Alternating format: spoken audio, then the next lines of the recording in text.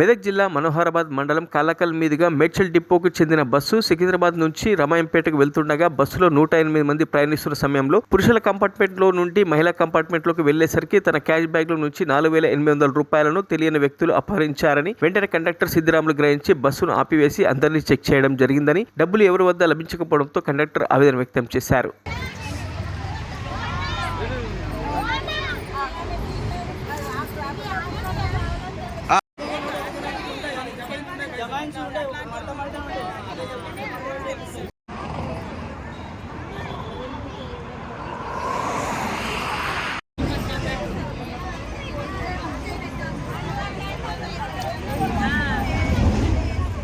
సిద్దిరాములు మేడ్చల్ డిపోలో కండక్టర్ చేస్తా.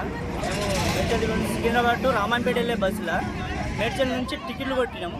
ఎల్లంపేట చౌరస్తా వచ్చే వరకు జెంట్స్ క్యాబిన్లోకి టికెట్లు కొట్టు, లేడీస్ క్యాబిన్లోకి వచ్చే లోపల క్యాబిన్ ఎండింగ్ వచ్చి క్యాష్ బ్యాగ్లో చెక్ చేసుకున్నారు కదా, అమౌంట్ లేదు. కనీసం 4,000 చిల్లర అమౌంట్ ఉండే, ఒక 1,000 రూపాయలు ఉంది అంతే. మిగతా అమౌంట్ అంతా లేడీస్ క్యాబిన్లో కొట్టేసి చెప్తున్నారు. మరిన్ని అప్డేట్స్ కోసం మా ఛానల్ని సబ్స్క్రైబ్ చేయండి.